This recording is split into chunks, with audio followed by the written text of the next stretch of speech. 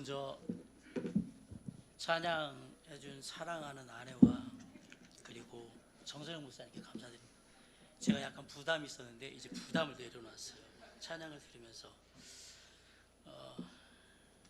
부족한 저에게 기회를 주셔서 저녁에 예배 말씀을 전할 수 있도록 해주셨는데, 오늘 제가 전하는 내용은 설교는 아니고요, 주제가 미래를 준비하는 목회라고 되어 있어서 그 부분에 대한 생각들을 같이 나누는 게 먼저 맞을 것 같고, 다른 교회의 미래에 대한 얘기들은 다른 강사들이 오전에 많이 할 것 같아서 제가 우리 회장님께는 우리 친교의 미래를 아우를 수 있는 내용을 먼저 얘기를 하는 것이 첫째 날 강사의 의무인 것 같아서 제가 그 일을 하겠습니다 라고 말씀을 드렸습니다. 그래서 준비를 했는데 사실은 많은 부담도 있고 여러 가지 생각도 많지만 우리가 생각해야 되는 부분들이 있기 때문에 그 부분을 좀 함께 나누면서 우리가 더 좋은 지혜로운, 또 하나님께서 주시는 긍정적인 방향에서 우리 친교회를 이루어 나가면 좋지 않을까라는 생각에서 이 모든 내용을 준비를 해봤습니다.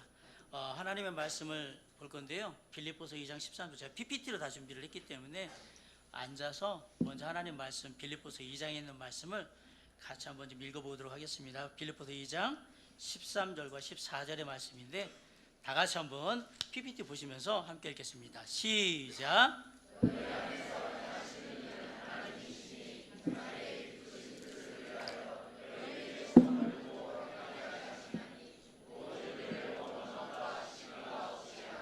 아멘.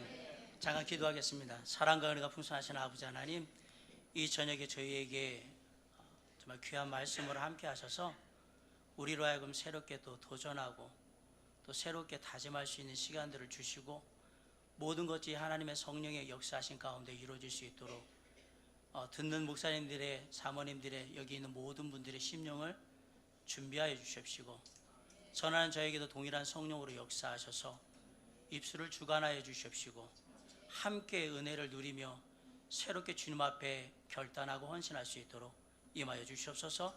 모든 시간 주님께 맡겨며 우리 주 예수 그리스도 이름으로 감사하며 기도를 쌉나이다. 아멘. 미래를 준비하는 목회에 대해서 이 말씀을 선택한 이유가, 너희 안에서 행하시는 이 하나님께서 자기의 기쁘신 뜻을 위해서 너희에게 소원을 두고 행하게 하신다라고 했는데, 영어를 보니까 to will, 또 to do 이렇게 되고요. 근데 모든 일을 원망과 시비가 없이 그 모든 일들을 하나님의 뜻을 이루길 바란다라고 해서 우리도 우리의 미래를 준비하는 그 모든 일들이 하나님의 뜻이 되길 간절히 바라고 그 뜻을 행할 수 있는 일이 되길 간절히 바랍니다. 아울러 이 모든 것들이 우리에게 은혜가 되고 새로운 도전이 될 수 있기를 간절히 바란다는 마음에서 이 말씀을 먼저 좀 살펴봤고요, 미래에 대한 전망을 좀 생각을 좀 해봐야 될 것 같아요. 네, 제가 이거 좀 가까이 하겠습니다. 죄송합니다. 네. 우리가 그냥 잘 아는 내용인데 제가 그냥 쑥 전해드리면서 앞으로 미래가 어떻게 바뀌어갈 것인가에 대한 생각들을 우리가 좀 하고 접근을 해야 될 필요가 있어서, 왜냐하면 미래 사회의 변화가 곧 우리의 목회 환경의 변화를 말하기 때문에 그것에 어떻게 대응할 건가라는 것을 보려면 트렌드가 지금 어떻게 바뀌고 있는가라는 것을 먼저 살펴봐야 되거든요. 그래서 그 문제를 먼저 말씀을 드리면, 잘 아시면 4차 산업혁명 시대인데 인공지능 시대입니다. 자율주행차나 인공지능 로봇 같은 게 나오는 시대고요.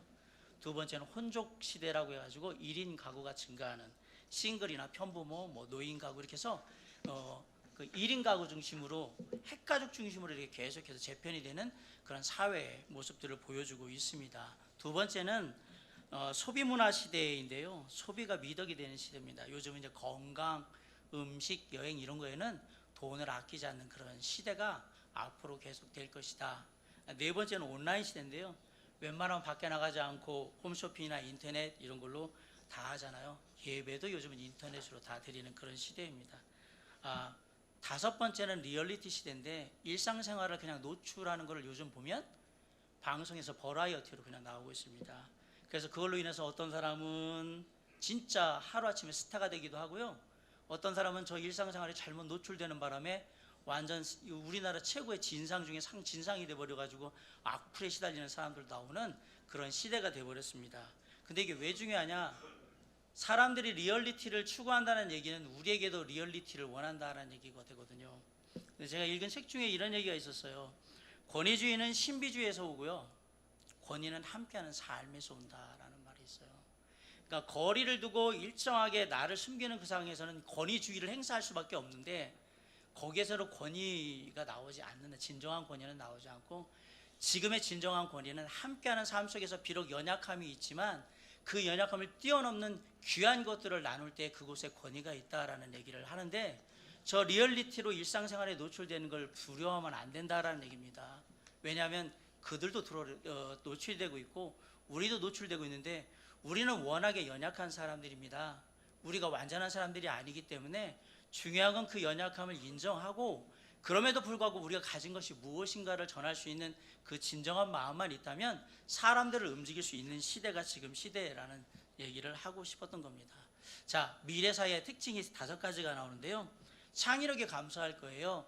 왜냐하면 로봇들이 하는 일들이 많아지고, 지금 보시면 휴대폰 하시다 보니까 핸드폰 번호를 다 못 외우시잖아요. 그죠?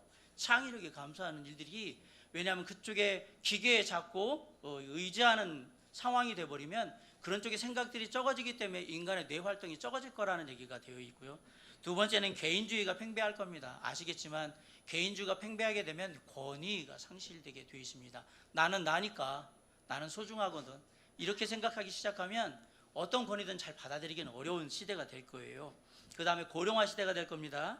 출생률이 감소해가지고 수명이 연장되고, 이런 상황에서 교회에도 고령화의 형상들이 그대로 나타나게 될 거고요. 갈수록 이제 빈부격차가 심화될 겁니다. 자동화 로봇이 생기면 우리가 말하는 블루 칼라가 할 수 있는 일들이 적어지기 때문에 화이트 칼라만 살아남게 돼 있을 거예요. 그럼 일자리가 감소하게 되고, 결국 이거는 빈익빈 부익부의 빈부격차를 심화시키는 그러한 미래 사회로의 모습들을 보이게 될 거라는 얘기입니다. 아울러서 이제 주 52시간 얘기를 하고 있는데 근무 시간이 단축되고 있어요.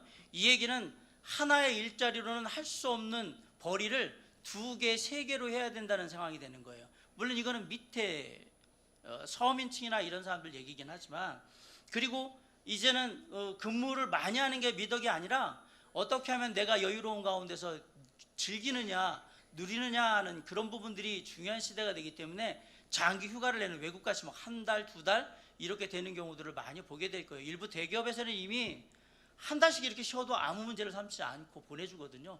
원하는 때 다 쉬도록.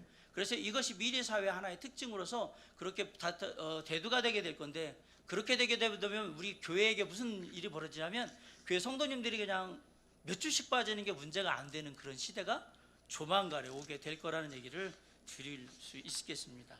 자, 이제 미래 교회의 3가지 중요한 모습이 나오는데요. 첫째는 노령화입니다.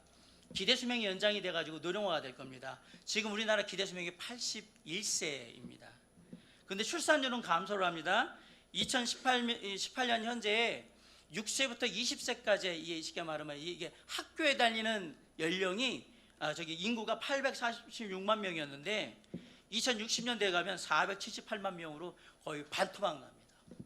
그 얘기는 이제 교회도 그대로 영향을 받을 시대가 머지않아 오겠다라고 얘기하는데, 이미 인구 절벽이라고 해서 학령 인구가 떨어지기 시작하는 건 2030년에 온다고 예측이 돼 있었는데, 놀랍게도 2025년이면 이 학령 인구들, 학교 들어가는 아이들이 확 줄어드는 인구가 2025년 우리나라 인구 절벽에 오게 될 거예요. 그건 교회에게 치명적인 어떤 위기 상황을 마련하게 될 거라는 사실을 기억하셔야 돼요. 아울러서 재정의 위기가 올 겁니다.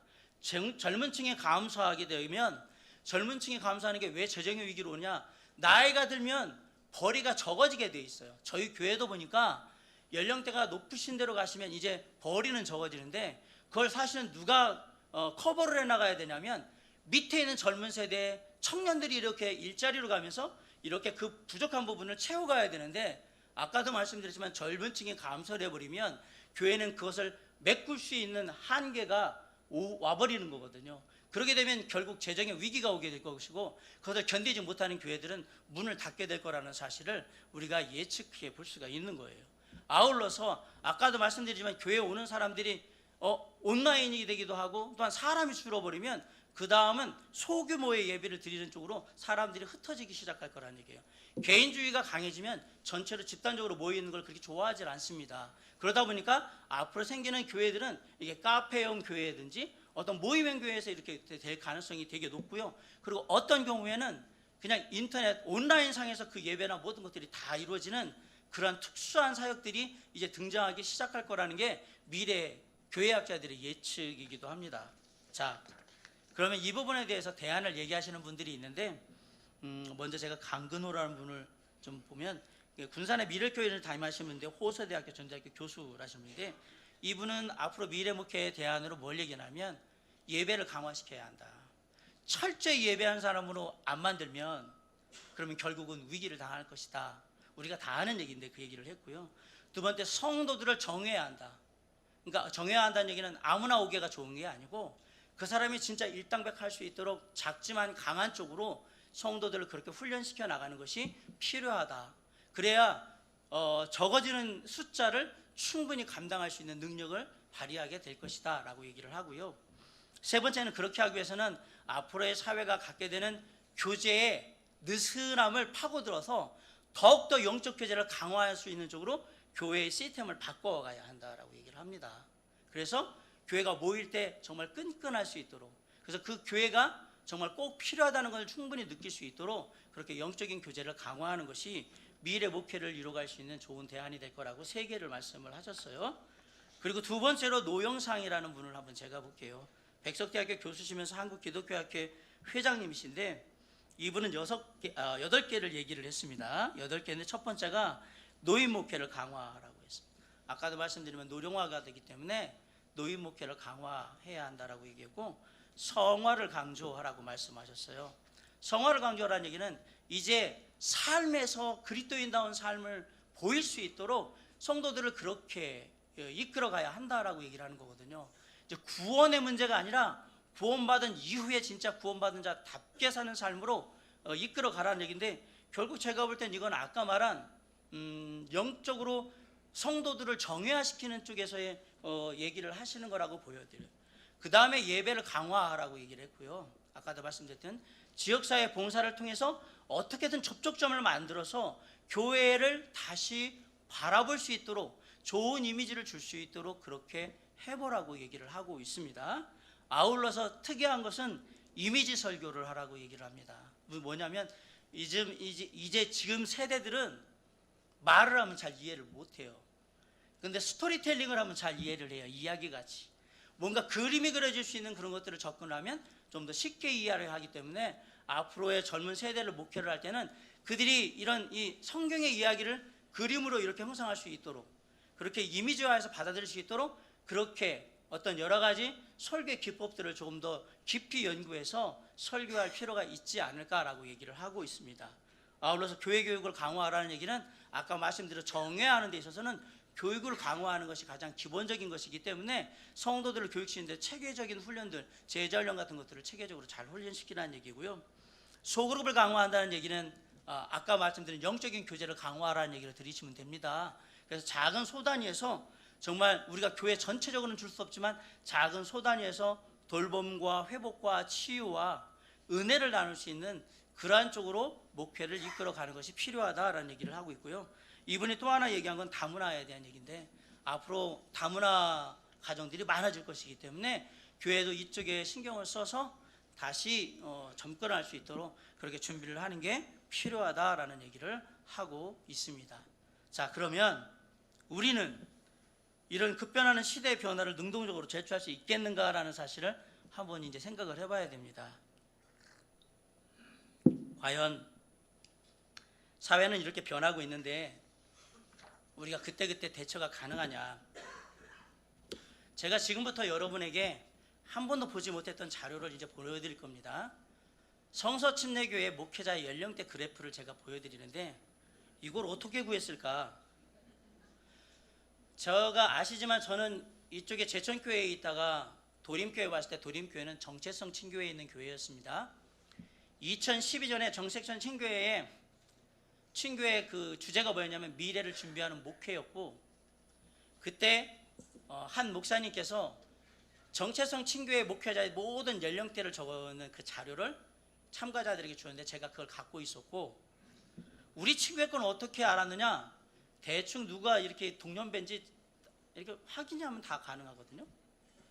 그 부분에서 제가 헷갈리는 부분들은 잘 아시는 분들한테 이렇게 자문을 구해서 그분 어느 연세에 있냐고 확인해 봐서 했는데, 이 내용은 거의 뭐 플러스 마이너스 5도 안 되는 한 2, 3 안에서 다 정확하게 맞을 거예요. 빨간 것은 정체성 친교회고요. 정체성 친교회는 현재 72개의 교회를 갖고 있는데 왜 정체성 친교회 얘기를 합니까? 그런데 제가 이쪽 저희 친교회를 생각하다 보니까 그럼 정체성 친교회는 어떨까라고 그냥 같이 해본 거예요. 정말 이 부분에 대해서 제가 2012년도에 저 얘기를 할 때, 정체성 친교회 할 때 저희가 앞으로의 다음 세대를 얘기 생각하면서 세대 교체나 여러 가지 부분에 대한 생각들을 빨리 해야 합니다라고 했는데 2012년에 하고 지금 봤지만 그러나 바뀐 게 없습니다. 정체성 친교회도. 제가 이 얘기를 드리는 이유는 지금 저희가 이 얘기를 하고도 아무것도 안 바뀐다 그러면 저희가 가는 길이 자명하게 보일 거라는 사실을 말씀드리고 싶어서 한번 우리가 깊이 생각해 보자라는 얘기에서 이 얘기를 한번 해보고 싶었습니다. 저희가 40세 이상 목회자들을 보면 12명, 40세에서 49세 사이겠죠. 정체성 친교회는 6명, 우리가 50세 이상 되는 목회자가 49명에 정체성 친교회 25명, 60세 이상은 40명이고요. 정체성 친교회는 11명입니다. 2019년 현재 얘기입니다. 65세 이상 되신 분들은 저희가 13명이고요. 정체성 친교회는 4명, 70세 이상은 11명 똑같습니다. 75세 이상은 우리는 7명이고요. 정체성 친교회는 5명이 되어 있습니다. 성친 목회자 세대 교체의 예상입니다. 왜 그랬느냐? 정체성 친교회 72개 교회 중에 60세 이상에서 앞으로 만약 향후 10년을 우리가 일반적으로 말하는 정년 70세라고 얘기했을 때 바뀔 수 있는 교회의 숫자가 몇 개냐? 정체성 친교회는 41개의 교회가 세대 교체를 해야 합니다. 그런데 정체성 친교회 현재 목회자들, 담임 목사들 전체 평균 연령은 몇 세냐? 61.48세입니다. 그리고 담임 목사가 아닌 부목사와 전도사는 12명, 15명 이렇게 되어 있습니다. 정체성 친교회고요. 저희 친교회는 현재 132개 교회가 등록이 되어 있는데 그 중에 60세 이상의 목회자가 되어 있는 교회가 71개입니다. 평균 연령은 60.19세입니다. 부목사는 17명이고 전도사는 30명입니다. 약간 차이가 있을 수 있습니다. 재미난 거를 제가 한번 또 조사를 해봤어요. 2012년부터 2019년까지 개척교회 숫자가 어떻게 되느냐? 정체성 친교회는 9개를 개척을 했고요. 저희 친교회는 10개를 개척했습니다. 저희가 거의 2배인데 이게 현실을 제가 정확하게 알아야 된다라고 얘기를 드리려고 하는 겁니다. 자, 앞에 생각을 하면 하나가 문제가 생기는 게 41개의 정체성 친교회가 만약에 10년 안으로 세대 교체를 해야 한다면 정상적인 가운데서 저희가 그냥 갖고 있는 일반적인 그냥 통념성에서 그러면 부목사 12명, 전도사 15명이면 27명인데 수급이 안 되죠. 신학생이 있을 거 아닙니까? 정체성 친교회는 신학생들이 지금 계속해서 줄어서 1명, 2명 이렇게 있기 때문에 그걸 기대한다는 건 어렵습니다. 지금 현재는 거기는 존립의 위기에 들어 있는 데이기 때문에 신학교 자체가. 자, 그러면 기본적으로 이 숫자로 해결이 안 되기 때문에 어떤 일이 벌어지게 되느냐? 그럼 통폐합을 해야 되는 상황이 벌어질지도 모른다라는 사실을 한번 생각해 보셔야 합니다. 우리 친교회는 그러면 괜찮냐? 우리 친교회도 반 정도밖에 안 돼요.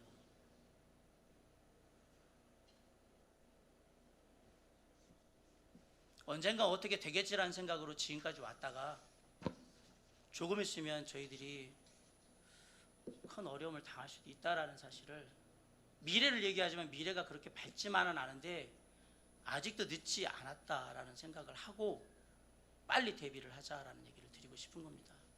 결국 우리 친교의 가장 큰 고민이 뭐냐면 세대교체, 다음 세대의 문제를 지금 귀착이 됩니다. 그냥 데이터가 그걸 보여주잖아요. 이것이 우리의 지금 현실이기 때문에. 근데 이 세대교체 문제는 어려운 부분들이 있습니다. 뭐가 있냐면 목회자의 정년 문제가 여기에 걸려 있고요, 목회자의 노후의 보장 문제가 여기에 걸려 있고, 후임 사역자의 문제가 걸려 있고, 이게 결국은 개교회의 존립의 직결되는 그런 문제가 되고 있는 것을 우리가 보게 됩니다. 자, 교회 여론조사및 연구기관인 바나 연구소라고 있거든요. 바나 연구소에서 2017년에 미국의 바나 연구소가 조사한 거예요. 미국의 목회자 14,000명을 대상으로 조사를 했는데 1992년도와 2017년을 비교한 자료인데요. 지금 현재 미국의 2017년도로 해서 미국 목회자의 평균 나이는 몇 세냐? 54세입니다. 미국은 정상적으로 한 70세 정도면 은퇴해야 한다라고 생각을 하고서 있는 나라인데 54세이고요. 놀랍게도 그런데 이 데이터를 보시면 65세 이상의 목회자가 증가하고 있습니다. 그리고 놀라운 것은 55세 이하의 목회자는 감소하고 있습니다. 저희 현상하고 똑같은 일이 벌어지고 있는 거예요.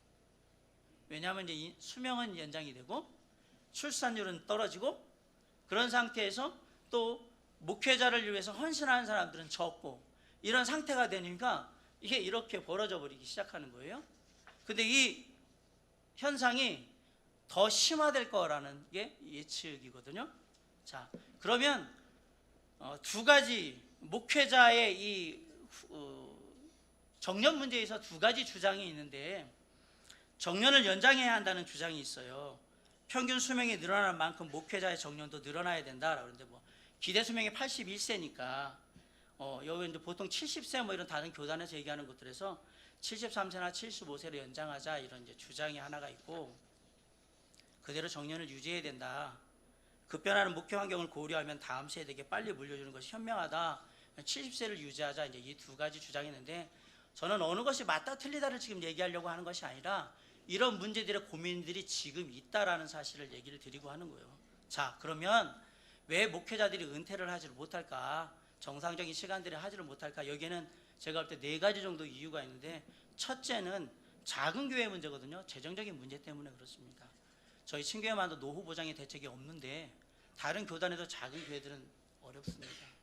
그러면 이제 소위 말하면 이게 이제 생계형 목회라고 되어 있는데 저는 이걸 비하하려고 하는 것이 아니라 이런 상황에 처하는 교회들이 있다라는 사실을 우리가 기억해야 되는데 이 부분의 문제가 비단 다른 교단의 문제가 아니라 우리의 문제라는 사실이에요. 그럼 어떻게 해결할 거냐? 이 친교회적으로 이 부분의 대책을 분명히 논의를 해야 합니다. 여기서 얘기하고 있는 저는 어떤 분들이 그러더라고요. 박 목사는 좋겠다. 제가 그 정체성 친교회에서 도림교회를 가니까 아유 큰 교회 그냥 숟가락 꽂고 와서 좋겠다라고 얘기를 하더라고요. 저는 제천교회에서 문제 있는 교회 다 쓰러져가는 교회를 문 닫으려는 교회를 세워서 땅을 사고 건축하고 그 교회를 물려주고 온 사람입니다. 제가 소위 말하는 흙수저거든요. 바닥부터 냉골에 그 예배당에서 눈물을 흘리면서 기도하면서 그렇게 교회를 세우고 왔던 사람인데 제가 이렇게 아무렇지도 않았나 봐요. 그러더니 도림교회 좀 사이즈 있는 교회 가니까 야 좋겠다라고 하시는 정체성 친교회 목사님 얘기입니다. 제가 정말 상처를 많이 받았습니다. 나를 모르니까 저런 얘기를 하지 라는 생각에 아마도 뭐 옛날 목사님들 나이 드신 목사님들은 다 알겠지만 저도 교회에 보일러가 꺼져서 제천이 영하 15도 20도씩 그냥 막 내려가는 그 겨울에 주일날 예배에 눈물 흘리면서 새벽에 꺼지지 않았나 나왔는데 꺼져 있어서 살려봤자 따뜻하지도 않은 그런 교회에서 눈물 흘리면서 사역을 했던 사람이거든요. 그래서 제가 제천교회를 땅을 사고 건축할 때 제일 먼저 했던 일이 뭐냐? 우리는 심야전기로 무조건 바닥을 다 깐다였어요. 나는 정말 냉골이 싫습니다. 하나님 그렇게 했던 거예요. 제가 지금은 웃으면서 얘기를 하지만 아실 거예요. 선배 목사님들은 그게 얼마나 힘든 건지 아실 거예요. 그런데 지금에 와서 생각하면 저는 보장이 돼 있으니까 저는 그냥 교회에다가 얘기를 해서 이 정도는 보장을 할 수 있도록 연금도 들어주세요. 나중에 하기는 어렵습니다라고 해서 조금씩 이렇게 하고 있는데 집사님들이나 교회에서 그런 부분에 흔쾌히 얘기를 하셔서 저는 매월 이렇게 해서 보장을 하고 있는데 그럼 보장되시니까 이런 얘기를 하느냐? 아니요. 보장되어 있기 때문에 그렇지 못하신 분들이 더 힘들어하는 걸 알기 때문에 너무너무 그 부분에 대한 마음에 와닿아요. 이 친교회에서 이 부분에 대한 대책을 논의하는데 제가 경인 친교회에서는 많은 얘기를 드렸어요. 아시는 목사님들한테 이 부분에 대해서 이게 대책이 필요한데 이렇게 돼서는 문제가 아니라 저 같은 목사가 얘기를 드릴 때는 이게 심각하다는 생각을 해야 하는데 그래서 제가 드리는 얘기가 신협이었습니다. 근데 이게 세상의 것을 갖고 와서 하는 게 맞냐 틀리냐, 다른 교단에서 갖고 있는 그런 모든 자금들을 돌리는 게 은행을 통해서 수익이 나면 그것을 은급으로 지급을 했던 겁니다.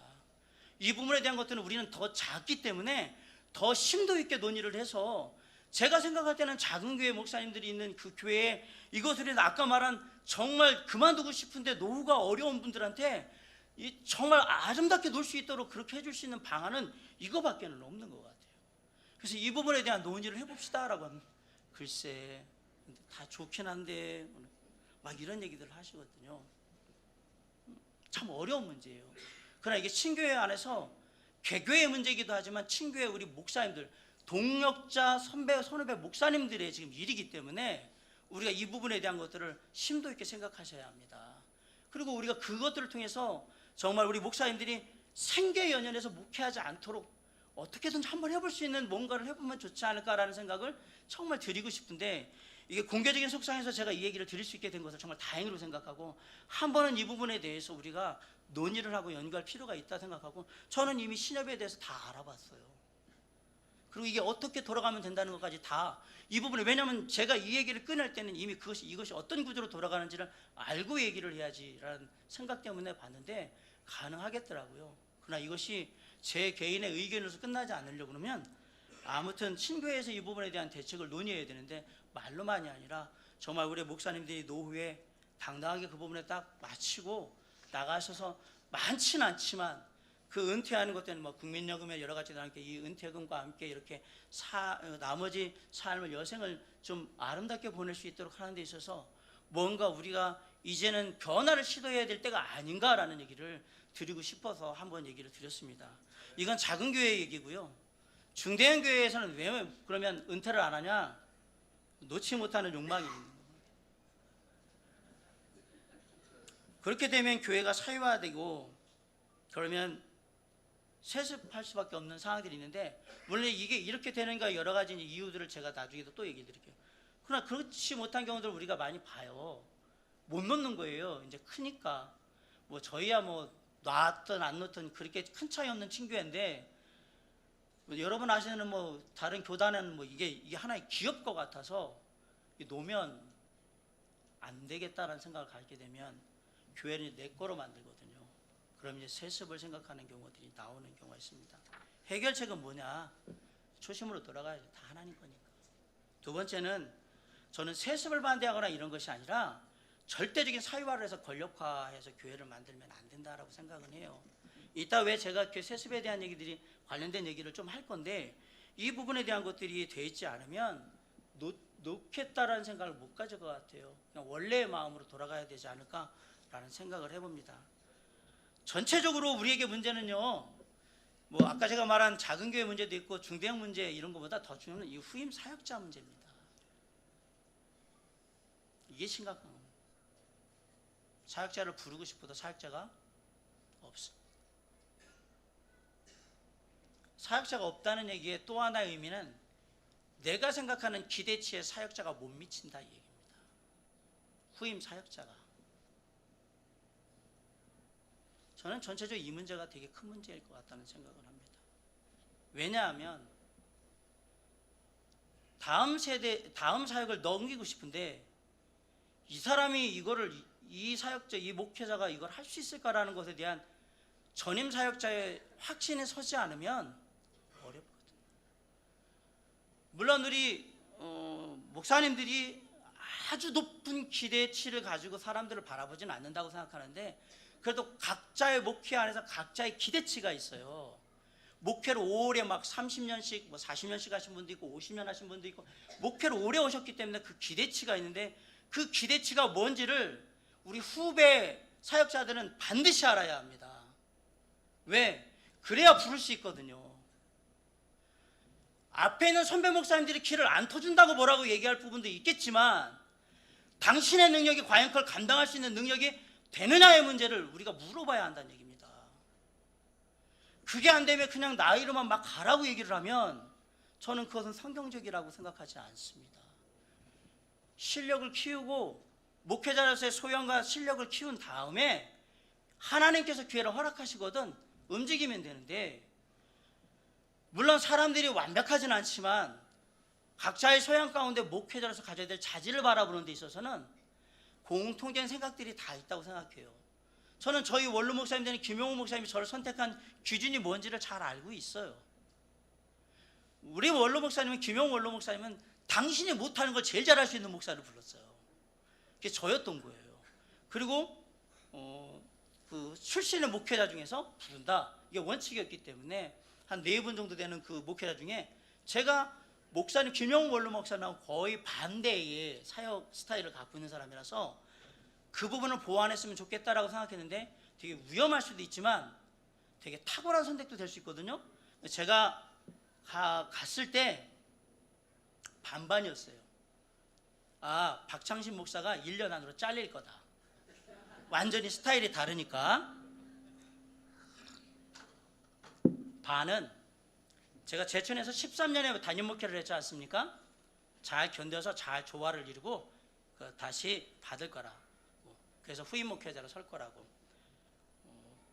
제가 2년을 같이 원로 목사님하고 있었는데 많은 걸 배웠어요. 제가 생각한 거하고 또 다른 것들이 있다는 것을. 그리고 그 원로 목사님께서 지금도 저의 사역을 잘 할 수 있도록 늘 잘 도와주세요. 근데 제가 거기서 버려야 되는 것도 있었던 거예요. 제가 생각했던 몰랐던 부분들을 전임 목회자가 갖고 있다는 걸 알고, 아, 그렇구나라는 거. 근데 가만히 생각해보니까 저는 제천교회는 전임 목회자고요, 도림교회는 후임 목회자예요. 전 2개를 다 할 수 있는 거예요. 심정을 알겠더라고요. 그래서 원로 목사님 마음이 헤아려지는 거예요.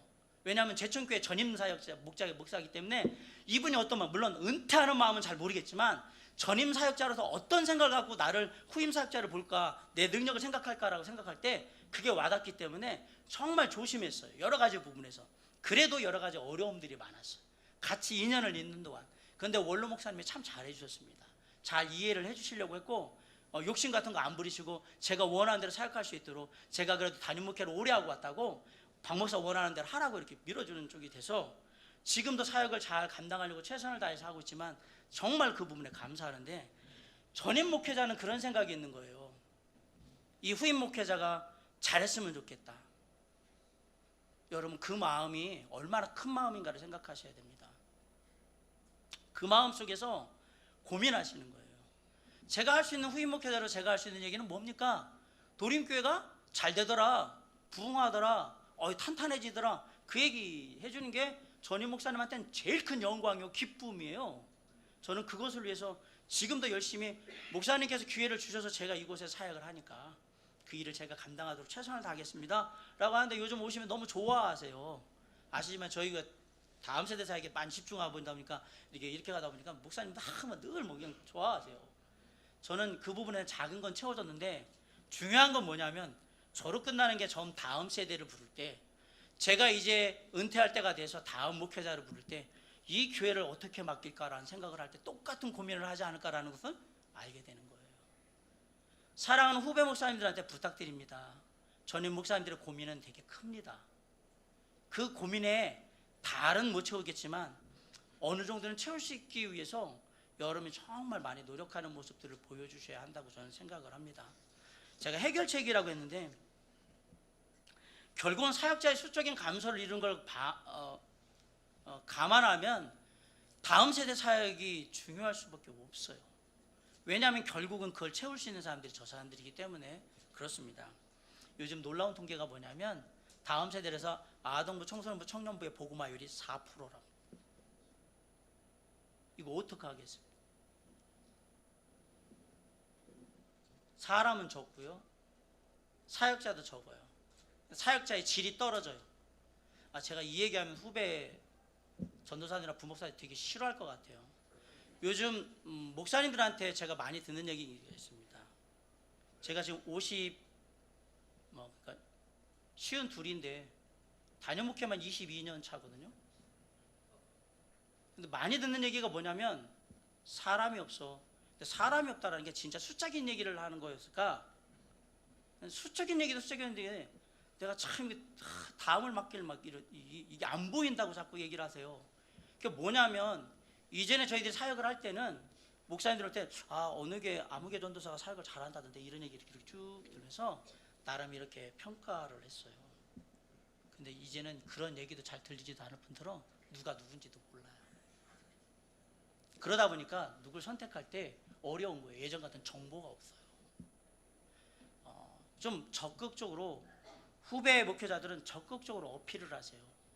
그리고 그 능력을 친교회와 교회에서 강력하게 발휘하셔야 됩니다. 이 사역 맡기니까 정말 잘하더라. 이쪽 사역은 정말 탁월해. 이런 거 하니까 교회가 정말 좋아졌어 라고 인정받으셔야 합니다. 그래야 저 사역자를 한번 후임자로 데려와 볼까라는 생각을 하게 될 텐데, 이런 평판들이 쉽게 들리지 않는다라는 것에 대해서 고민 한번 해보셔야 될 거라고 생각을 합니다. 이 부분에 대해서 제가 왜 신학교의 방향을 고민하라고 얘기했냐면, 신학교도 일정 부분 책임을 져야 한다고 저는 생각을 합니다. 목회자가 될 사람들이거든요. 이들이 정말 그 역량을 교회에서 풀로 발휘하도록 신학교는 교육이나 이런 모든 부분에서 방향을 재정립할 필요가 분명히 있다고 저는 생각을 합니다. 제가 볼 때는 방향성을 약간 잃으신 것 같아요.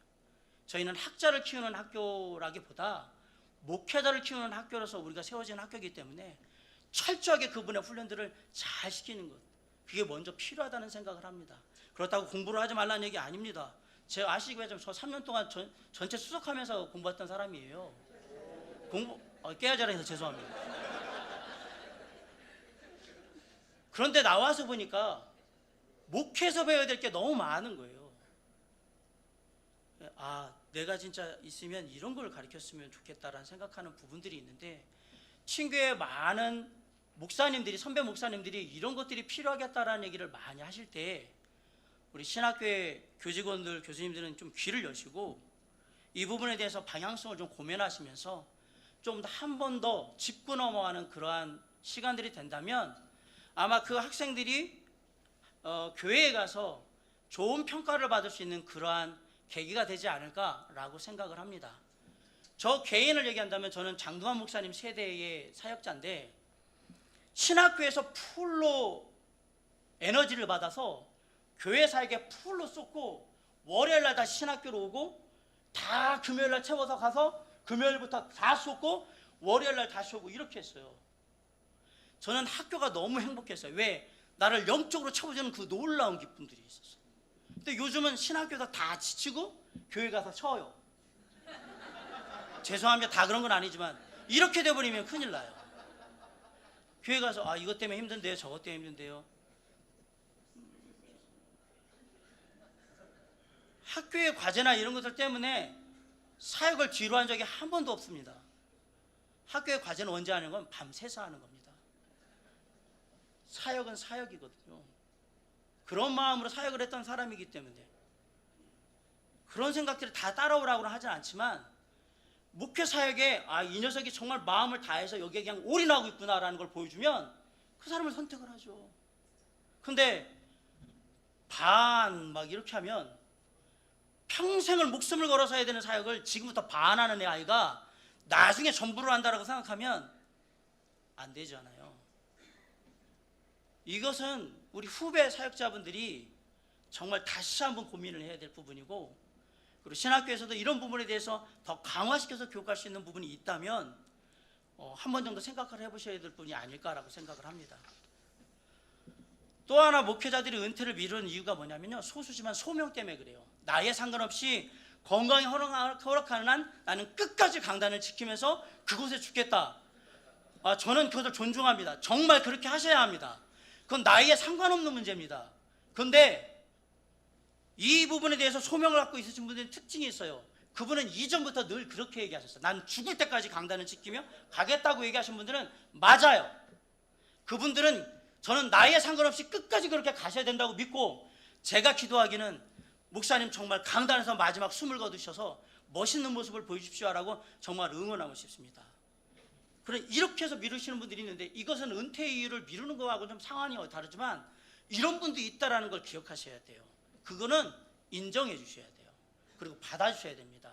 그리고 그분의 그건 역량이에요. 그래서 그 부분은 우리가 뭐라고 할 수 있는 부분이 아니기 때문에 존중하고 응원을 해야 될 필요가 있다라는 사실입니다. 저는 지금까지 우리 친교회가 가지고 있는 기본적으로 다음 세대를 이룰 때의 문제들이 무엇인가에 대한 얘기를 드렸습니다. 이게 우리에게 비전으로서 앞으로 어떤 사역을 이뤄갈까에 대한 첫 시작이 되었으면 좋겠는데 정말 비전으로 이렇게 가야 되겠구나라는 것이 우리 친구에게 보이지 않는다면 제가 아까 말한 데이터를 따라가게 될 거라고 생각이 들어서 한 번은 이 부분에서 누군가는 짚고 그리고 생각을 바꿀 수 있는 그런 전환점을 가지는 것이 필요하지 않을까라는 생각에서 말씀을 드립니다. 잠언 29장 18절에 묵시가 없으면 백성이 방자히 행하거니와 율법을 지키는 자는 복이 있느니라라는 말씀이 있습니다. 묵시라는 말이 뭐 여러 가지 환상, 이상, 비전 막 얘기를 하는데 하나님의 말씀을 통해서 우리에게 준 비전이잖아요. 방자히 행한다는 말은 영어로 perish, 망한다 이 뜻입니다. 정확하게 표현하면 망한다 이 뜻이고요. 율법을 지키는 자, 왜 율법이냐면 묵시는 워낙 하나님의 말씀으로부터 옵니다. 그리고 그 말씀이 우리에게 주는 것을 끝까지 지키는 자는 복이 있다라고 했더니 영어로 보니까 해피할 거다, 행복할 거다라고 했어요. 우리 친교회가 행복한 길을 갔으면 좋겠다라고 생각을 해서 저는 이 얘기를 드립니다. 역대하 26장 5절에 하나님의 묵시를 밝히 하는 스가랴가 사는 날에 하나님을 찾았고 그가 여호와를 찾을 동안에는 하나님이 형통하게 하셨더라라는 말씀이 있습니다. 하나님의 묵시, the vision of God, 하나님의 비전을 잘 알고 있던 스가랴가 사는 날에는 뭘 했느냐? 하나님을 찾았어요. 하나님을 구했다. 하나님께 간구하며 하나님께 도움을 청하고 은혜를 구하고 이런 걸 했단 말이에요. 그때 여호와가 뭐 했냐면 하나님이 형통하게 하셨다라고 했어요. 우리가 지금 그래야 될 시기란 얘기입니다. 우리가 하나님을 찾고 하나님의 은혜를 구해야 될 시기라는 얘기입니다. 지금이 그런 비전을 가져야 될 때라고 얘기를 합니다. 사랑하는 우리 선후배 목사님께 말씀드립니다. 지금 우리 친구가 보고 있는 비전이 뭔가? 무엇을 보고 있을까? 저는 저희 친구가 주님 오시는 날까지 이 땅에 존재하기를 간절히 바랍니다. 정말 끝까지 남아있을 수 있게 간절히 바랍니다. 다른 교단들이 없어질지라도 성서 침례교회는 마지막 주님 오시는 그날까지 이 땅에 존재하여서 끝까지 복음 전하고 세계 선교하며 그 일들 감당할 수 있기를 간절히 바랍니다. 그러기 위해서 우리가 뭘 고민해야 되는 걸 잘 생각해 보시면 좋을 것 같아요. 그러므로 내 사랑하는 형제들아, 견실하며 흔들리지 말고 항상 주위에 더욱 힘쓰는 자들이 되라. 이는 너희 수고가 주 안에서 헛되지 않을 줄 알미라. 하나님의 비전을 보고 하나님을 찾고 나아가는 우리의 노력이 절대 헛되지 않을 거라는 하나님의 약속의 말씀을 믿고 다시 한번 우리의 마음을 주님께서 허락하신 비전을 향해서 거기에 두고 나아갈 수 있기를 간절히 바랍니다. 우리 친교회 내에는 제가 후배 사역자들 얘기를 했지만 후배 사역자 뛰어난 사역자들도 참 많아요. 근데 그들이 더 뛰어난 사역자로 친교회를 지켜나가기 위해서는 사랑하는 선배 목사님들의 너그러운 마음도 많이 필요한 것 같습니다. 제가 마지막에 부탁드리고 싶은 것은 그것입니다. 사역자를 부를 때에 활용하기 위해서 그렇게만 부르지 마시고요. 부족하고 연약하면 내가 좀 더 인내하고 채워서 그래서 훈련시켜서 쓰겠다라는 마음으로 사역자들을 좀 바라봐 주시고 그렇게 이끌어 주시면 방황하다가 나는 여기에 자리가 없나 보다, 나는 여기에 성서침례교회는 비전이 없나 봐 라고 혹시 떠나려고 하다가 그렇게 부르는 곳이 있거든. 아마 성서침례교회 남을 수도 있을 것 같아요. 사랑하는 우리 후배 목사가 저한테 그 얘기를 했어요. 목사님들이 그렇게 좀 바라봐 주시면 참 좋겠다고. 우리의 비전의 하나에 우리 선배 목사님들에게 부탁드리고 싶은 것은 우리 사람이거든요. 그리고 우리의 다음 세대를 이끌어갈 목회자들인데 그들을 향한 마음도 좀 더 너그럽게 여시고 도와주시고 격려해 주셔서 그들이 저희들의 다음 뒤 세대를 이어서 주님 오시는 날까지 성서 침례교회를 지켜갈 수 있도록 그렇게 넓은 아량과 또 정말 은혜로 함께 해주시길 간절히 바랍니다. 부족하지만 저희가 생각할 수 있는 부분이 이런 부분이 아닐까라는 생각에서 준비를 하고 나눴는데 그럼에도 불구하고 부족한 부분이 있거든. 성령 하나님께서 우리 목사님들의 마음 가운데 채우시길 간절히 바라고요. 그리고 누구보다도 성서침례교를 사랑하는 마음으로 오늘 이야기를 나눈 거기 때문에 정말 그렇게 너그러운 마음으로 이해하면서 들어주시고 또 함께해 주셨으면 감사하겠습니다. 아마 그렇게 해주시라고 믿고요. 앞으로 저도 부족하지만 성서침례교회가 더 좋은 교회로서 정말 지역교회 그리고 정말 이 한국 땅에 좋은 정말 복음의 귀한 등대요 또 사역의 귀한 본으로서 정말 자리 잡을 수 있는데 작지만 최선을 다해 노력하겠습니다. 끝까지 함께해 주신 그리고 어려운 얘기 들어주신 우리 목사님들께 감사드리고 사모님께 감사드립니다. 기도하겠습니다.